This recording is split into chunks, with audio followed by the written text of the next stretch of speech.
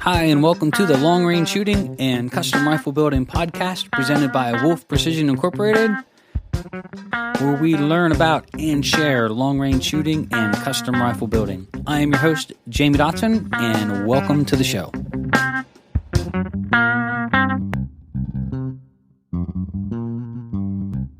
Hi, and welcome to episode 88 of Wolf Precision's Long Range Shooting and Custom Rifle Building podcast. I'm your host, Jamie Dotson, and welcome to the show. In this episode, we're going to cover lots of great things. We're going to do a follow-up to our previous podcast. We were talking about the 4 pillars of fundamentals of marksmanship. We're going to go over our 2-day building class. I do want to talk about the story of the ACE and where it came and how it came about. I think that's actually very interesting. And then the last thing I want to talk about is some upcoming YouTube videos. We did post a couple video reviews on some lightweight chassis, and we got some really fun stuff we're actually going to post up for Christmas here. Some archive video work that we've done years ago that we just had an absolute hoot doing. We're going to post it up on our YouTube page. So thank you so much for taking the time to join us here. The podcast is 3 years old, so we've been working on this podcast for 3 years. We had a couple pauses where we didn't quite get one podcast a week out. Of course, our shooting schools kept us busy. We did move to a new location and building. And of course, we were still working on and developing our system here with the ACE and the rifle building program. So it's been pretty busy. So my commitment and goal for the next year, as far as setting up and working on the podcast, is to do one podcast every week. And so if you want to sign up, register, or follow us, you should be receiving one new podcast every week. And eventually they're going to wind up on YouTube as well. But for right now, our commitment for next year and through the remainder of this year is to get out one good podcast a week, as well as really focus on getting a lot of great interviews. So some upcoming interviews that we have on the books is we're going to have Bat Machine come on and talk about a couple of their new actions that they just come out with that we're building on here. We also are going to have Alpha Munitions, maker of Alpha Brass, come on very shortly. We have them scheduled here in about 2 weeks. So lots of really cool industry interviews coming as well for 2022. So looking forward to it. So without further ado, thank you so much for taking the time to joining us here and for making the podcast now 3 years old and the success that it is. But without further ado, here we go. Now, this segment I want to follow up on. We did our 4 pillars of marksmanship, and we talked about the mental checklist and how it sort of ties everything all together. And I want to take a few minutes to talk about this because this is really important when it comes to really getting yourself up to that next level of long-range shooting or your ability to actually shoot well and consistently well. So a lot of people think that, and I think this applies to not just shooting, but in other portions of your life as well. But a lot of people think that they sort of set this goal and that's what they're going to work to accomplish. And that's great to set goals. And of course, I don't think it's a bad idea to have goals. But here's the problem when you set goals like this is, let's just say your goal is to, get better at long-range shooting. And you really want to, develop to where, you can consistently have good first-round hits at 600 yards. I was speaking with a gentleman who builds custom rifles out in Montana, and he used to be heavily involved with Cooper rifles. So when Cooper was still owned by Mr. Cooper himself, and they made hand-carved stocks and just beautiful woodwork, he was one of their woodsmiths, and he was a stock builder there. A great guy. And he had talked about, when it came to long-range shooting and hunting, where he thought, even at the level that he was at, and at decades of doing this and then going out and enjoying the outdoors and hunting, he felt that having that skill set to take the 600-yard shot, if the conditions were right, were awesome. But he also said it took years and years and years to get to that level. Prior, maybe he would hold his shots at 300 or 400 yards. I mean, he would have his own self-imposed limits. But, one of his quote-unquote goals was to extend his range out there. And that way, if he was on the hunt of a lifetime and the shot was a little bit farther than what most people were capable of, that he had the skill set to possibly take advantage of it. So here's the problem with this thinking, and there's 2 things I want to talk about with this. Number one is when you set outcome-based changes, so you're looking at, I'm going to set a goal of becoming a better long-range shooter. But then you look at process changes. what you're going to do to become a better shooter. And here's the problem with that. Most people set an outcome-based change. They're setting a goal to where they want to go out and become a better shooter, but they never really work on the processes they're going to change to do that. And here's the best advice I can give you. You will never rise to the goals that you set. You will fall to the level of your system. So let me say that again. You will never rise to the goal that you set. You will fall or become a victim to the level of your system. And we're talking about training. So it's really important when we talked about getting into long-range shooting and, trying to become a better shooter is the reason the 4 pillars are so important, as well as a tabletop we talked about of this mental checklist that we put on top. This is putting a system in place, and we talked about that in the previous podcast. This is where you will train to. Or if you don't have a system in place, you will fall. You will struggle. It will become a task that's just going to either overwhelm you or you're never going to really live up to the expectations of what you were hoping to accomplish. The other thing to keep in mind here is, and this will be saved for another podcast, I'm just going to touch base on this, is the 1% rule. A lot of people think the top 1% is, just lucky, skilled, best, whatever, whether it's in shooting, in business, and whatever, in life. But I think a lot of times people have this backwards. The top 1% aren't there because they're the top 1%. They're there because every day, whether it's in work and family and relationships and business and any sports-related activities, every day they are trying to get 1% better, small incremental changes that if every day you practice and every day you go out and train and working on becoming a better long-range shooter, you're not going to have these breakthrough moments where all of a sudden you go from, an average shooter to one of the best in the world. It doesn't happen that way. What happens is every day you strive to get 1% better. You're going to work on something, one little piece of the process, 1% every day. And if you do that, every time you go to the range, you will compound your achievements. So let's just say, hypothetically speaking, you show a 1% improvement every day.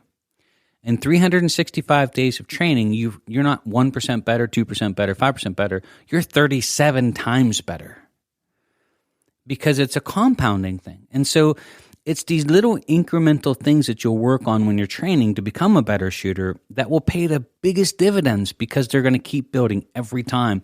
You're going to be looking at how you approach the rifle. Like, okay, what can I do to shoot 1% better today? What can I focus on to try to improve something, right? And every time you do that, you'll become better. If you keep doing this over and over and over again, eventually you will be at that level if you train to it. And so just remember, I always remind, everybody that we talk to is that you never really rise to your goals. You will fall to the level of your systems. And it's in training, and it's in business, and it's in life in general.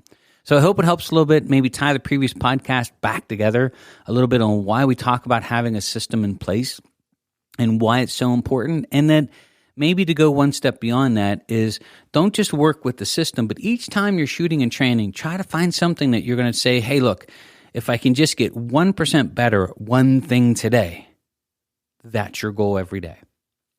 So before we continue on, I want to say thank you to Krieger Barrels. Krieger is a maker of fine-cut rifle barrels made in the great state of Wisconsin.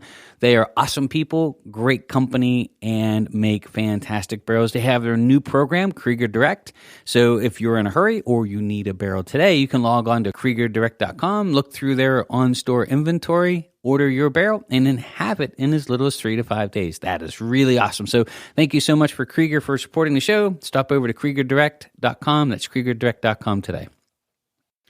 So we get asked the constant story on what is the story behind the ace and where it came from and the why. Why did you do this? I always thought it was a great question, and I wanted to share on this podcast really why the ace came into existence. And it, again, has a little bit to do with things you wouldn't think about. Like the story of the ace isn't what you might think it would be. So if you really want to hear a really good story and it's really the history of our company, stick around for the next 10 minutes of the podcast. I'm going to share with you some very personal insight information. Before we get into that, I do want to say thank you again to Trigger Tech. Trigger Tech is a proud sponsor of the show as well. We use them in all of our custom rifles here. We heavily promote them, not because they're a sponsor of the show, but because it's what we use and probably one of the best world-class triggers on the market today. So if you need a good aftermarket trigger for your rifle, custom or not, stop over to triggertech.com. That is triggertech.com today. All right, so the story of the ace. Here we go. In life, I think it's really important to think about the things that you'll say no to or things that you will no longer do. Like if you go over to our website and you click on at the very top tab, you'll see the ace. And I wrote a couple nice paragraphs and I sent it out via a newsletter that, really just goes into the story behind the ace. And I think it was pretty awesome because the story behind it isn't about, something that we said, well, we're going to do this. It was about saying no to things that we weren't going to do no more. And I think that's sort of fascinating. So the story behind the ace. When I was building custom rifles, one of the things I was doing, unbeknownst to me, is the same thing that I talked about with this 1% rule. I was taking every part and piece of the rifle and I was saying, okay, because I love to shoot. I was competing a lot. I was winning and placing a lot. And I didn't want my rifle to be the weakest link in the system. I wanted my rifle to be the best that there was, right? And so I was systematically taking every single piece of the rifle and tearing it apart, saying, okay, what can we do to make this better? The actions. We used to build on lots of different actions. I used to true a lot of Remington 700s, sleeve bolts, chase threads, do it all in a lathe. Very time consuming, would take me 3 to 5 days to true an action. But the bolt bore raceway would be held to probably 6 10,000ths on lockup and maybe 1/1000th to 1.2 on like a oval type. When you open your bolt up, you had a little bit more clearance. When you closed it, it locked the bolt up better. All of these things that we would take and say, okay, we want the best shooting rifle in the world. So that led us to the bad actions. That led us to coming out with the first Remington 700 clone that Bat ever made.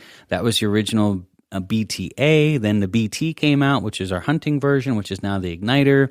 And now we have the BT Elite. We have the Igniter and, of course, the new Bumblebee. And that's what we build on here.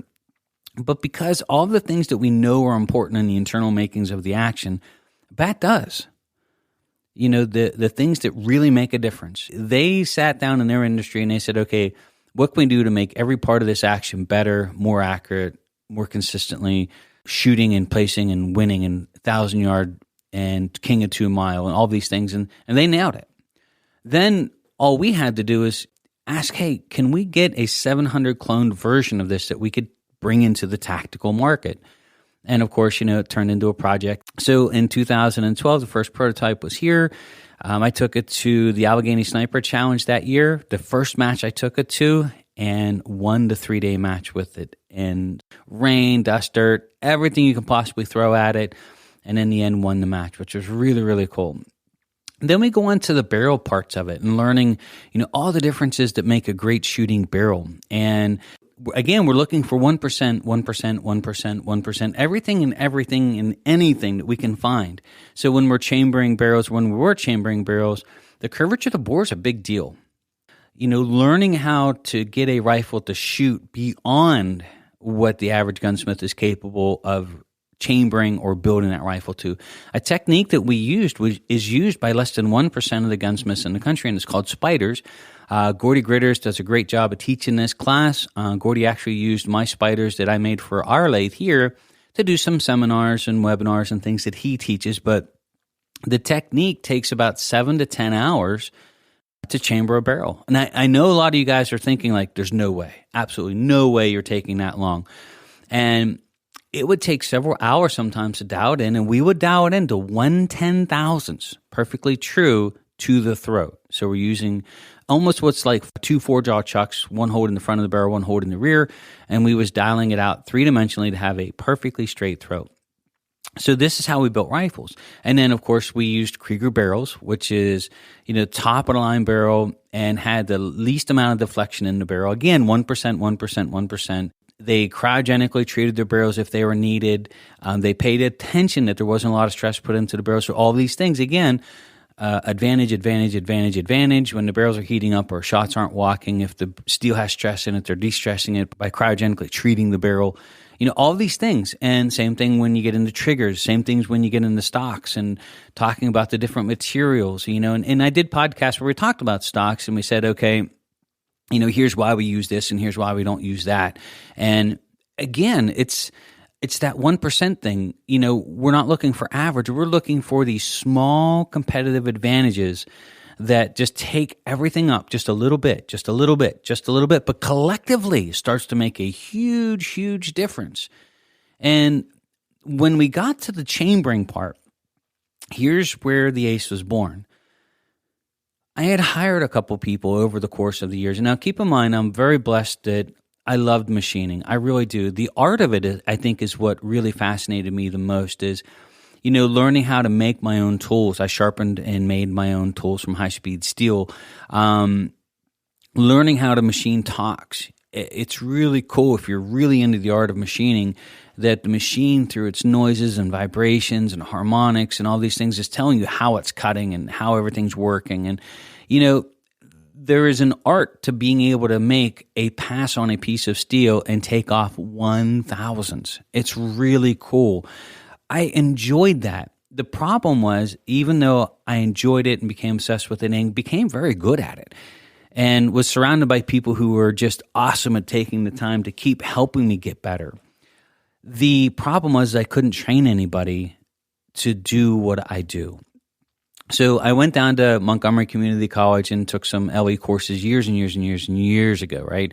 And at their school, they had spiders on their lathes. I think Brownells had something to do with their lathes getting there, and they were set up with spiders. I was so excited. I was like, oh my God, these lathes have spiders on them, And honestly, if you talk to your local gunsmith or talk to guys who are chambering barrels, A, 99.9% of the time aren't using spiders, and B, 90% of the time probably don't know what spiders are.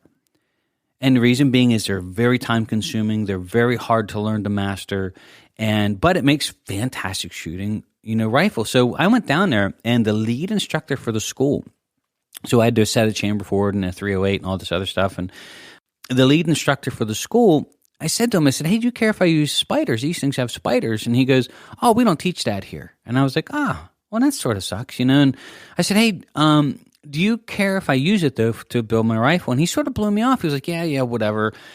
Just, whenever you set it up, just come and get me. I want to see what you did. So I sat it all up, and I dialed in the throat perfectly straight and true using the spider technique. And he come down, and he was like, okay, explain to me how this. And I was explaining to him how the spiders work and running the bushings in and measuring, different spots in the barrel to make sure that we dialed the curvature out. And you can actually dial the curvature out to the muzzle, and you can see the muzzle out there just spinning around like an out of balanced wheel.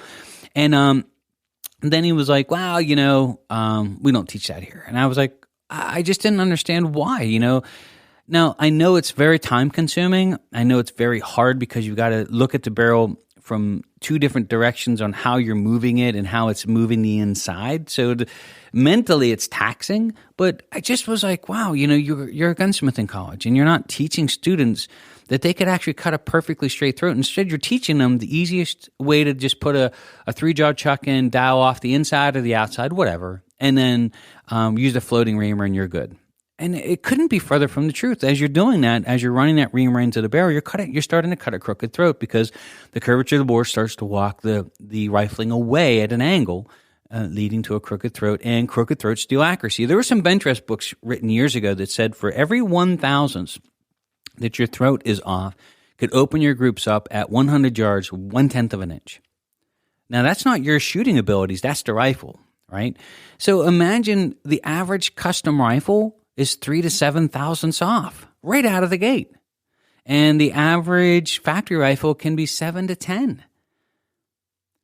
So when we build a rifle, we don't want, 3 to 5 thousandths off. We don't want to degrade the potential of the rifle simply because we couldn't figure out a way to cut a perfectly straight throat. We wanted that rifle to shoot the very best it possibly could. Again, the 1% rule. So let's fast forward to where the ace actually came from. When we're in business here, a lot of times I think in life itself, a lot of people don't say no or they won't commit to things that they will no longer do. And this is a hard thing to do sometimes. You're setting goals and you're putting systems in place to work and grow. But, a lot of times as you're growing and moving along, you let decisions like what we're going to talk about next just happen because that's how it's done or that's how it works. And so we were trying to hire world-class machinists to help us chamber barrels as we were a growing business. And I physically could no longer chamber every single barrel. And by me doing that, I was limiting the growth of my business. I hired 2 separate gunsmiths. The one was a lead gunsmith for a major national organization. He quit on day 2 as soon as we chambered a barrel using spiders. And I went through the whole process and was like, here's how we do it and here's why. And I was all excited to share with them, the techniques that we use and, just the quality that we were doing. And the next day he showed up and handed his tools back in and said, yeah, I just want to build hunting rifles. I don't want to do any of this, and turned his stuff in and walked away. So I've had that happen twice, bringing people in and trying to train them and show them. And I thought, okay, here's how this is going to work. Either I'm going to be limited to the amount of rifles that I can build per year in my lifetime. I'm going to be limited on the amount of customers that I can serve as repeat customers start coming back and needing rebarrel jobs.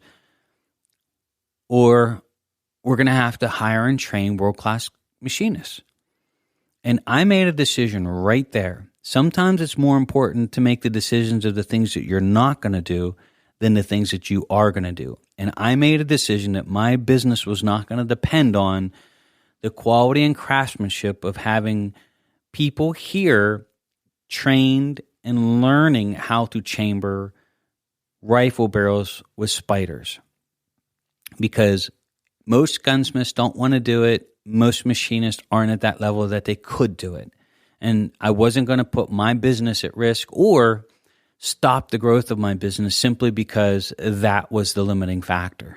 And so I made a decision right there that I was going to design a rifle that mimicked and did all the things that the Ace currently does, but what we were after was that perfectly straight throat. So we had to find a way to solve the issue of the straight throat, not because we were trying to solve the issue of the straight throat. We already solved it. It's spiders, right? But we were trying to find a different way to solve that issue because we no longer wanted to limit our business by the employees or their talents. We wanted to come up with a better way to cut a perfectly straight throat that didn't rely on each individual person's hands one off at a time.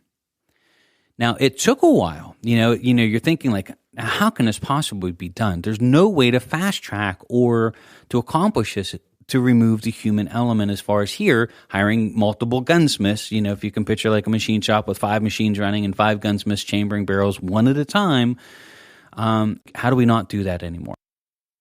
I was chambering a barrel and was working on a customer's rifle. This was probably right around the first week-ish of December, the last week of November, several years ago. And above me on my shelving unit, right above my lathe, was a rifle die.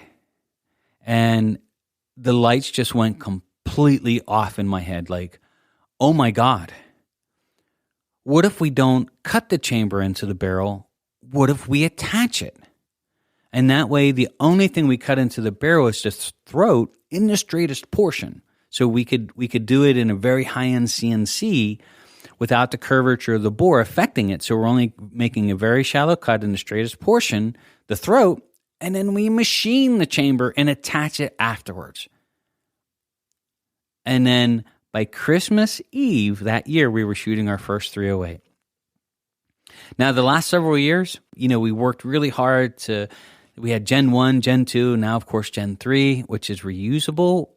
And, we're growing and we're teaching our custom rifle building school and we're building rifles. And what's really cool is we're not limited now by the talent of our employees. We can bring somebody in that, for example, one of the gentlemen that works here, he's getting ready to graduate his 4th year of college. He's in cybersecurity. He's a great guy. And, he's building custom rifles. And he loves it. But he was like, I never thought it was like this. And it wasn't. We said no to the things we weren't going to do anymore. That forced us to find other and better ways to accomplish the same goal of cutting that perfectly straight throat in the barrel. And in doing so, invented the ace in the process. So that's the true story of the ace. That's where she came from. That's how it came into existence. And that's really why. And people ask, well, why did you do this?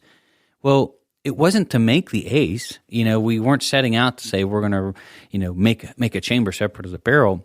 It was about coming up with a better way to have the perfectly straight throat. That 1%, that 1%, that 1%. We know that that's really important. But we had to come up with a way that didn't and wasn't limiting our business by it, that we couldn't hire anybody that wanted to chamber the way that we chambered barrels, the way that we wanted them to be perfectly straight and true. And so hence, here's the ace. So we're excited. We're going into our biggest year ever. Every year we grow. We're super excited for next year. And a lot of it has to do with the rifles getting out and people finding us and people seeing it for the first time and shooting it for the first time. Really, really awesome experience. But the thing that I look back on that I find the most fascinating about this whole story is the fact that this whole process began and the ace came into existence not because we chose to make the ace, but because we chose of things in our business that we would say no to, that we were no longer going to do, that a process that we were saying that we weren't going to go that route and that we weren't going to limit our business by going that route and being held, limited by the quality of a highly trained gunsmith standing here at Lay's chambering barrels over and over and over again. So there you go. That changed our lives forever and changed hopefully the path of custom rifles in the future. We're sort of excited about that. So the story of the ace. If you get a chance, you want to read the newsletter that we sent out, you can stop over and go to our website. It's wolfprecision.net and just click on the very top tab that says the ace. And I actually posted it up there. And I think it's a really nice read. I think it really says a lot about, our business and sort of how we try to work things maybe a little bit differently than what most look and do. So it's pretty cool. All right, I do want to say a quick thanks to MDT. MDT is also a proud sponsor of the show, makers of great chassis from the ACC right down to the new HNT 26. So if you want a great quality aftermarket chassis for your custom rifle or otherwise, factory rifle included, you can stop over to MDT TAC. That's MDTTAC.com and look over their full selection today. I do want to touch base on our 2-day rifle building school, and we are calling it a school for a reason. We did upgrade and set up the level of the class to include a lot of advanced things that you're going to have to know as a builder if you decide that you want to learn how to build custom rifles for yourself or otherwise. You're going to have to learn how to do some of these things, including bedding a rifle. And we get questions once in a while on when we take a custom rifle building school, do we build our rifle in the class or what are we doing with that? And the answer is we're going to build a rifle in class. And we do allow every once in a while a student to volunteer his rifle if his components are in. And so your rifle will be built in class, but you have to be willing to let the other students get their hands on it and help you and work with it because it is a training class. What we really advise you to do is just come in and enjoy the class. If you decide that you would like to build your custom rifle under our guidance, that's an armory service. And so what you could do with that is rather than taking our 2-day class is you can come in and schedule a one-on-one, and we will actually go through the entire process step by step, piece by piece, and build your rifle with you. Same subjects as far as like the actual building of the rifle goes and in the installation of the ace and assembling the barrel to action and replacing barrels and all that cool stuff, but without the 2-day class behind it that goes into a lot of the advanced things that if you're really going to get into this and you want to do it and you're going to build more in the future, then you probably should come in and take the school. So the 2-day custom rifle building schools are up and running. Some of them are backed up in front of our long-range shooting school. So if you're from out of state and you would like to come in, take the 2 days building school and then go right into our long-range shooting school, we have several of those that are set up that way, and that way you can get the best out of your 5-day trip here. So you can stop over to wolfprecision.net and take a look at those dates. Also, I got something really exciting I want to share with you. we had filmed in the past some videos. We're big varmint hunters. I mean, that's what I grew up doing, and that's what really got me into long-range shooting right out of the gate. I like to go out and shoot little critters at distance, So we filmed a couple long-range varmint hunting videos trying to promote groundhog hunting or varmint hunting in general here in Pennsylvania. And that was before the Varmint Hunters Association went out of business. So there was a great organization in South Dakota called the Varmint Hunters Association. They had a great quarterly magazine. They had a yearly shoot that drew shooters from around the world. They called it the Jamboree. We went out several times and joined them and had fun. We actually taught long-range shooting schools at their facility in South Dakota years past. But we based the storyline off of the varmint hunting videos that we did off of their 500-yard club and 1,000-yard club. So they had two clubs. To get in the Varmint Hunters Club, you had to shoot a varmint with a confirmed kill by another member. So, you had to have somebody else who was a member of the Varmint Hunters Association with you, and you had to witness it, and you had to fill out paperwork. But if you had a confirmed kill on a varmint at 500 yards, you sent in your paperwork, you got your name in the book. But they had a 500-yard club, a 1,000-yard club, 1,500-yard club, 2,000-yard club, 2,500-yard club, 3,000-yard club. And before they closed the doors, I believe they officially had members at 3,500 yards. Pretty amazing stuff. So I had a video production company. We did video work for other parts of the industry, including some of Gordy Gritter's gunsmithing videos. So we filmed and produced some of his videos, and we did other parts of the industry as well. But I really wanted to promote, varmint hunting here in Pennsylvania. It's a dying sport. You don't see kids going out and doing it much anymore. And boy, you just talk about having fun. If you take your 11, 12-year-old, it's not like deer season. Here you're going out, it's summer, you grab a Coke, you go under an apple tree, you plop down on a farm field that's just been mowed. You get a chance to just connect, have fun, talk. It's a great social thing. But then, you're shooting little critters out there at distance. They'll get a chance, hopefully, to shoot 3, 4, or 5 critters in one night. They will have an absolute hoot. But it's about enjoying what we do in rifle shooting and really putting your skills to the test and having a great time doing it. And now I'm not going to go into the ethics of it. A lot of the farmers that we used to shoot the woodchucks off their farms, they were overpopulated. They were creating hazards for the farmers themselves. And if us woodchuck hunters or varmint hunters didn't take care of the situation, the farmers would eventually poison them all. And so we didn't kill them all, although we didn't tell the farmer that. We always left, some behind every year. But great way to go out and really apply your skill set as far as a marksman and also as a social event, whether it's taking your kid or, going out with your spouse or even just going out with a good friend. I mean, I can tell you I had some really great memories with it. So I talked my wife into allowing me to take a lot of our really high-end cameras out and go out and film and produce the first 2 videos that we released. The first one was using all factory rifles 2 decades ago, long before there was HD cameras. Of course, really high-end film cameras back then were really expensive, and I was asking my wife for me to take this stuff out in the field and all kinds of different conditions where weather could cause all kinds of issues and possibly destroy our equipment to film and produce this video. So, of course, my wife's awesome, and she was like, yeah, go ahead. So here we are, 2 grown men with all these careers and work, and we're out there filming all of this. So the first one we called All Hogs Go to Heaven, and it was for the Varmint Hunters 500-yard club. It was 2 decades ago that we did this video.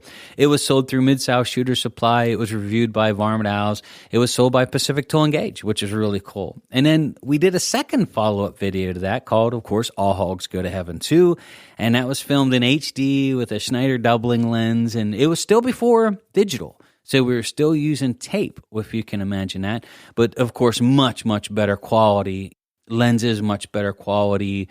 At distance, when you're trying to shoot stuff that far and film it, it really gets hard to get quality footage. And so the first one, we wanted to stay all factory guns, and we did. We used all factory rifles and shot out to 500 yards. And, of course, I'll let you watch the video to see the results and where the farthest yards were. But then the second video, we started getting into a little bit custom and semi-custom rifles. And we called this one All Hogs Go to Heaven 2, and it was for the Varmint Hunters Association's 1,000-yard club. So the first one was for their 500-yard club, second one was for their 1,000-yard club. But really, it was just about entertainment, having fun. And we had people reach out to us that bought our video all over the world. We've had people reach out from Alaska to say, oh, my God, I grew up in Ohio, and I remember when I was a kid, I used to go out and do this. So it was really cool, the feedback we got from it. A good friend of mine who helped us with the video was at a random gas station somewhere with his wife. And the guy looks across the pumps at him and goes, hey, your name is Rich. You're in that video. and, and Rich was like, oh yeah, of course Rich is a great guy, and his wife's like, oh brother. And I talked to his wife like a week or two later and goes, oh, way to go, Jamie. He's going to have the biggest head now that somebody recognized him in public, and and you could just see he was just smiling away. That made a difference. So it was a lot of fun, right? We really enjoyed it. So what I did is I pulled both archived master copies of those videos, and we're going to post them up on our YouTube. Piece by piece, it's going to be in a couple segments because, of course, both videos are about an hour, and it's going to be at no charge. So if you pop over, we're going to put our first one up probably Friday or Saturday this week. So if you log on to our YouTube channel, it's Wolf Precision, and we'll have our first one, All Hogs Go to Heaven Part 1, or our first video for the 500-Yard Club. We'll have a small segment of it up and running. Now, here's a cool story if you want to see something cool. We left the first part of the entry into All Hogs Go to Heaven, our intro video. We left it as a blank screen. And what we did is I had my daughter she was a baby. She's graduating college, right? But she was a baby back then. And I coaxed her for an entire day to get the audio recording, of this black screen, and you hear these people talking in the background. It was so cool. And, just to hear her voice now after all of these years, it just brings back a ton. I used to take her out. You'll see her in the video. I take her out varmint hunting with me all the time. It was a lot of fun. So if you get a chance, the first video will be posted up here in a couple days. Stop over. You can check it out. It's for free. It's for entertainment. Have some fun with it. But it's All Hogs Go to Heaven, and then we'll have All Hogs Go to Heaven 2 starting up probably after Christmas. So I'm really looking forward to posting up the video clips. We're just going to take small, like 5 or 10 minute segments and post them up once a week until we get the first video completely up online. And then we'll do the same thing for All Hogs Go to Heaven 2, which, by the way, was some fantastic shooting. The video quality was awesome, and we had... Back then, it was a doubling lens that cost thousands and thousands of dollars in the field on a 20x camera HD to try to get something good of a quality video at those distances in the summer heat that we had. So pop on over. It's our YouTube page is Wolf Precision, and you'll see our first video clip up. We should have it up Friday, but no later than Friday night. So Saturday, if you log on, you should be able to watch the video and enjoy it. And we'll keep posting up small segments of it as we keep going along. And then last but not least, on our YouTube page, we are starting to post up some stock reviews. And so we had 2 long-awaited stocks come in, the XLR Magnesium 4.0, and we had the new HNT 26 from MDT come in. And we did 2 really nice reviews on them, talk a little bit about some of the things that we liked with them. And then we'll be doing some video reviews as soon as deer season ends here in Pennsylvania. We can get back out to the range and do some shooting. So we're looking forward to that as well. So thank you so much. Our podcast is now 3 years old. Really, really been a great experience. And this next upcoming year, we're hoping to have a lot of industry interviews and bring on a lot of different professionals that are from different backgrounds in the industry, and let them talk a little bit about what they do and how they came from. Because I think the stories of some of these businesses just absolutely incredible. So it'd be really cool to bring them on here and let them share and have them share their story with you, the listeners. If you enjoyed the podcast, please like us, share it. If you know somebody that's into long-range shooting or custom rifles, if you would send it their way, we really do appreciate that. That helps us a lot in our standings and ratings as well. But thank you so much for taking the time to join us here. My name is Jamie Dotson. I'm your host, and you're listening to the Long Range Shooting and Custom Rifle Building Podcast.